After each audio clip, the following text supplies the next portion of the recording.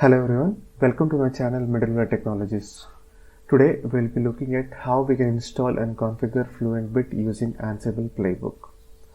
So here in this video, basically what we are trying to achieve is we will be installing Fluent Bit using Ansible playbook and try to see what is the default configuration of the Fluent Bit and how it is used to capture the CPU metrics, and we will try to see the details of the metrics that are captured using the default configuration. So let us see how we can carry out this in this video. So I'm currently working on Fedora 39 workstation with Ansible installed on my machine. So let us try to understand what is Fluent Bit. So we all know majorly about the elastic stack, so ELK stack. In this we have a very useful component like file bit, which is used to send the data or the metrics data to the Elasticsearch for indexing. So similarly, Fluent Bit acts like a file bit agent. It is a Fluent Bit agent, you can say. It is a lightweight open source package which we can install it on a Linux machine or a container or any virtual machine also, and it will try to collect the details from that virtual machine or the Linux system or the container wherever it is installed, and it will try to send that metrics details to the Fluent Bit engine. So basically, Fluent Bit acts as a logging and metrics processor, and these processed metrics or the data is further forwarded to the required output plugin. So it basically works on the basis of the plugins that we configure using the Fluent Bit configuration file. So it is an open source, as I said, it is an open source telemetry agent. So it is like a file bit agent, or we can say it is a Fluent Bit agent that is installed, and it is designed to handle the challenges of collecting and processing telemetry data across a wide range of environments. Okay, so the wide range of environments means it can be used on the Linux machine or a container or a virtual machine or in a cloud native environment also. And the most important thing is Fluent Bit has been designed with performance and low resource consumption.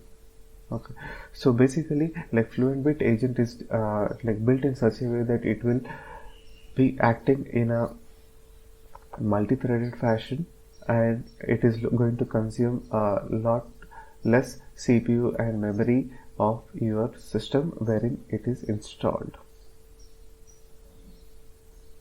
Now let us go into the features of Fluent Bit. So these are the features of the Fluent Bit as per the documentation of the Fluent Bit. So here the first feature, it is scalable. So we can install Fluent Bit on multiple machines. So it is scalable. It can be installed across distributed cloud and containers environments. So it is highly available with the I&O handlers to store data for disaster recovery. So basically, we have the facility to store the data on a file system, and which can be further used for in the disaster recovery activities. The second point is flexibility. So it has a granular management of data parsing and routing. Basically, as I said, the Fluent Bit works on the concept of the configuration file that we configure.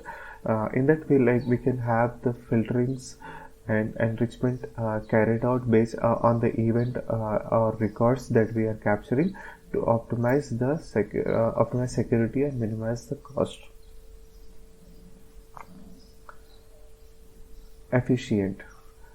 So it is lightweight, asynchronously designed to optimize to optimize resource utilization.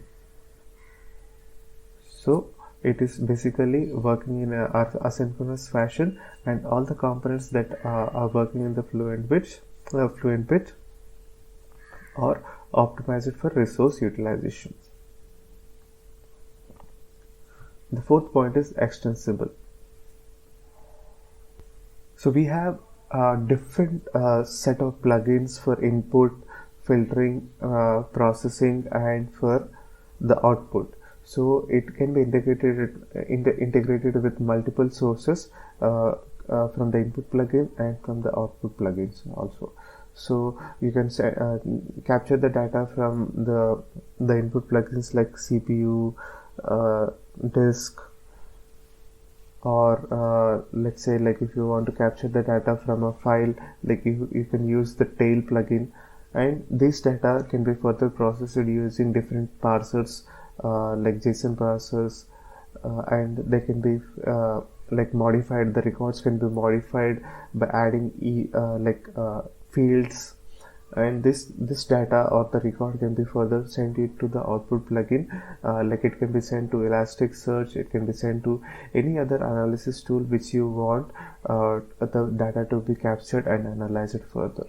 Okay, so this is the details about the Fluent Bit, and if you want to get more details about the Fluent Bit, you can go into the documentation. So let's say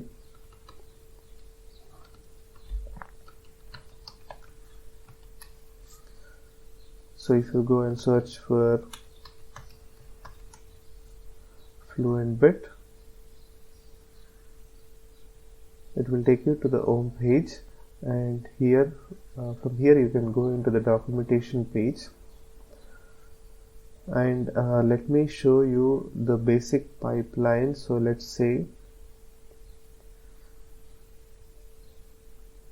so this is the complete pipeline based on which the Fluent Bit works.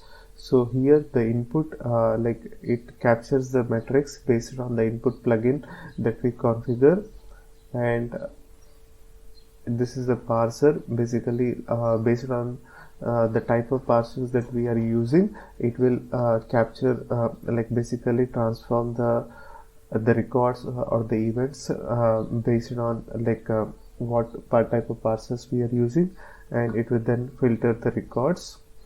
And buffering is basically provides additional flexibility so that it can try to accommodate the records even though the backends are not available to like basically consume those records. So there is a facility for the buffer to handle the data in case the backend is not able to process it on time. And this is routing. Routing basically acts on the concept of tagging and matching. Okay, so in all the input, filtering, and output plugins, we have the facility to tag the records, and like we can work on the processing like filtering or parsing based on the tags that we apply to the records. So let's say, like if you are like capturing the data from multiple sources like Apache and Tomcat logs, so you can tag your records as Apache and Tomcat, and you can filter and process them based on what tag is applied to the record. So and based on the tag also, like you can send the data to the multiple destinations, like the Apache logs can be sent to one file, and the Tomcat logs can be sent to the other file based on the tags. So this is like very high level discussion that we have done basically to understand what is Fluent Bit. But if you go into what is Fluent Bit on the documentation page, there is a good video that you can follow, a very short video on what exactly the Fluent Bit package is all about. So it gives a good picture about what exactly it is and how it is different from the other Fluent D package that is also from the same project. Now let me go into my documentation. So we have understood about the Fluent Bit data pipeline. Basically, it acts on based on the type of plugins that we are using or we are configuring in the Fluent Bit configuration file. Now let us go and look at the project structure. So here, so let me go into my shell and let me show you the project structure for Fluent Bit.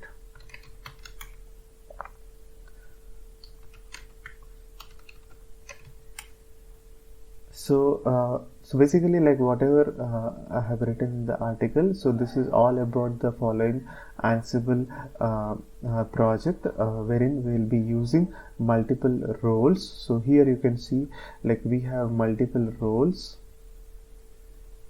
So these are all the roles that we have, based on which we will be able we will be configuring the Fluent Bit agent.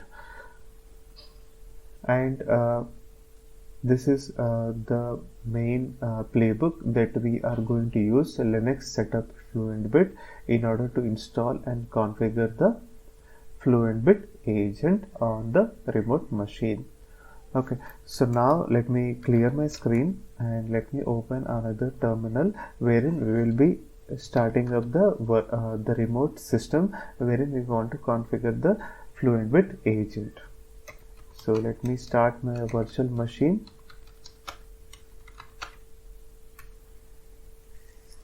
So this is the virtual machine that I am going to use in order to install and configure the Fluent Bit agent. So let me log in into the machine. Okay, it is still coming up.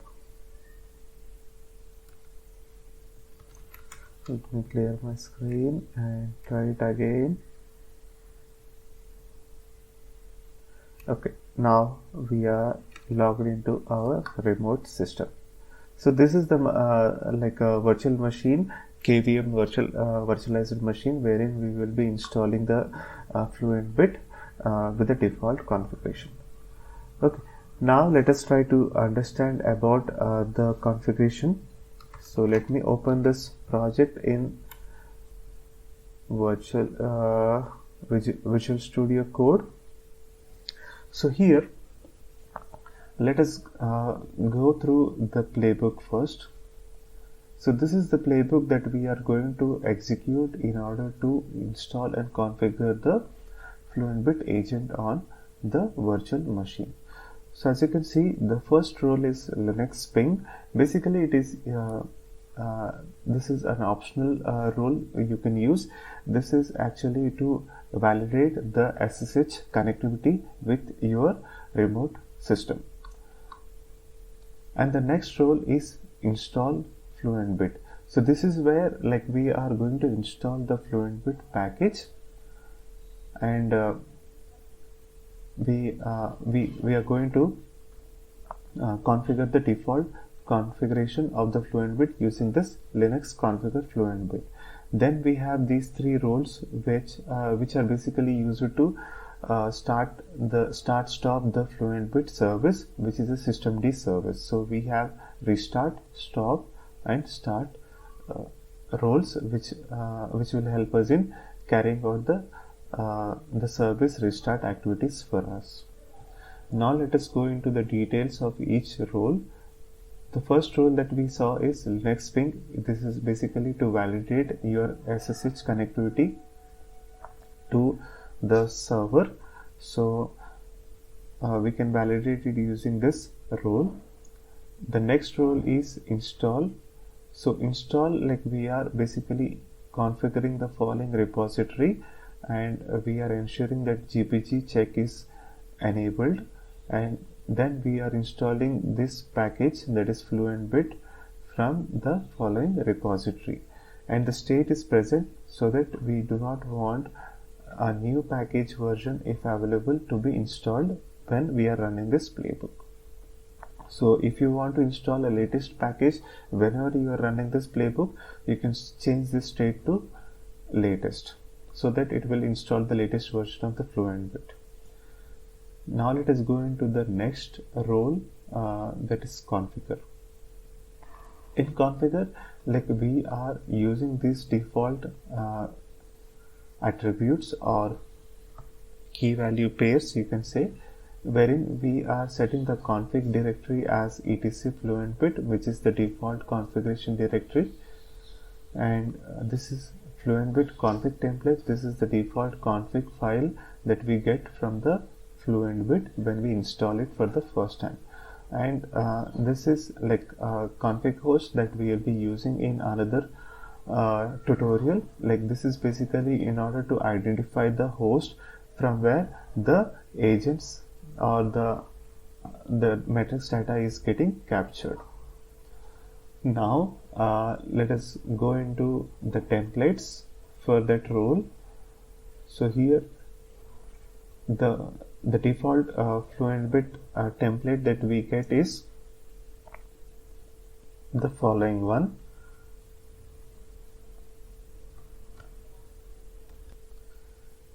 The first section that you see is the service section.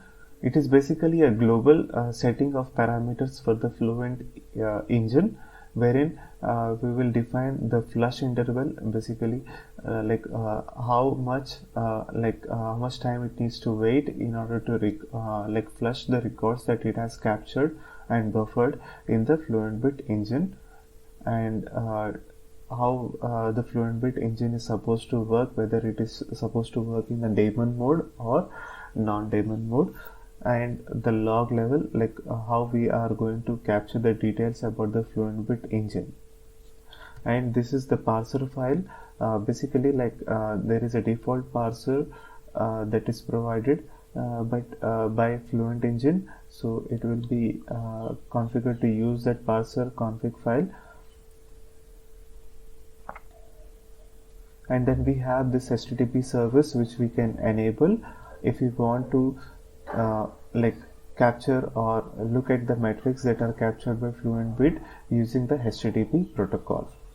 And we have the storage metrics, which basically storage facility, wherein the Fluent Bit has the facility to buffer the records or the events and in the memory and also on the file system. So we can configure the Fluent Bit in such a way that we will be able to store the matrix data on the file system, so that it can be distributed further through the other systems.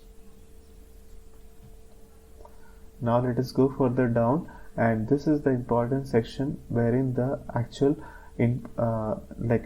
so this is basically the input. We are capturing the matrix data from the CPU plugin, and we are tagging the data as cpu.local, and we are going to capture this data at every interval of 1 second.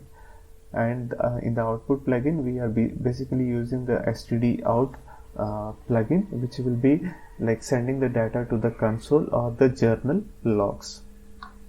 And match star is basically to match all the records which are tagged with the following name.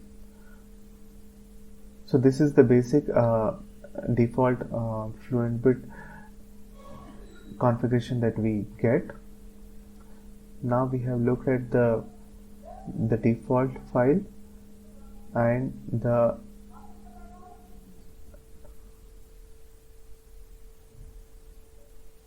templates, Fluent Bit template. Now let us go into the task. Let me increase my font size. Sorry about that. So now we are looking at the main playbook, the main tasks that are going to be carried out when we run the when we run the configure playbook role.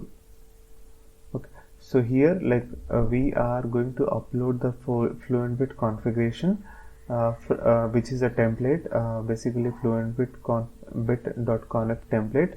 We are going to upload it into the config directory fluentbit.conf, and we are going to provide this file with the following permissions and ownership. So this is what the Linux configure Fluent Bit role does it for us. Then we have a set of restart roles. So let me show you the role for Linux restart. So this is the role that we are going to use to restart the service. So FluentBit is a service and the state is restarted. So whenever we are running this role, we are going to restart our service whenever we require. And similarly, we have the start, wherein it ensures that the service is started, and we have the stop role, which ensures that the service is stopped.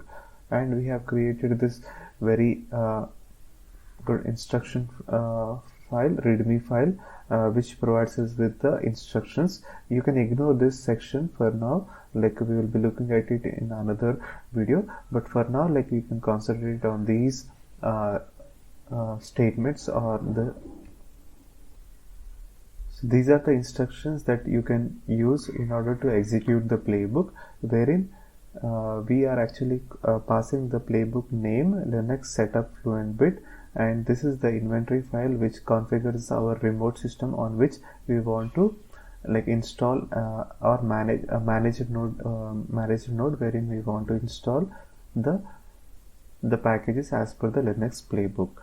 And this is the tag. Basically it executes the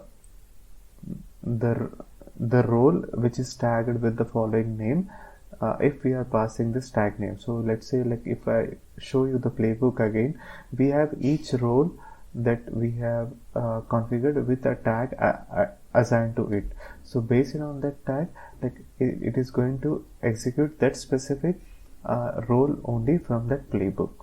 Okay, so let me clear my screen over here and let us try to execute the install role. So based on this tag, it is going to install only it is going to only run that specific role. So as you can see, like it is trying to add the FluentBit repository, and then it is trying to install the agent, that FluentBit agent, and now we are done with this. So we have installed the agent. Then you can run the configure. So it basically runs the configure role for us. But let's say if you want to carry out all these tasks, all these roles to be executed from the playbook, like you can just ignore the tag section and you can just run with the playbook name and the inventory file. And now it is going to like do all the execution of all the roles. The first one is ping role, then it is started in running the install role. So let me close this thing and bring it up. So here you can see it clearly. So it has ran the role Linux ping, then it has executed the Linux install FluentBit role, then it has executed Linux configure FluentBit, then it has executed the Linux restart, stop and start roles. So this is how like you can easily like manage your FluentBit setup using this Ansible playbook. Now that we have configured our FluentBit on the remote server, let me go into my remote server. So this is the remote server. So here if you go into the etc FluentBit, you will have our default configuration FluentBit config file available over here. Okay, so here is the service section, here is the input section, and here is the output section. And also, like, we have started the service, so you can check the status of your Fluent Bit agent using the following systemctl command. So here you can see the status is active and it is running, and it has shown us the few lines about the CPU metrics that it has captured. Okay, so this is the data that we can see from the service. And also you can use the journal ctl -f u. The F means to follow, and U is the unit, the service unit that we want to get the logs for.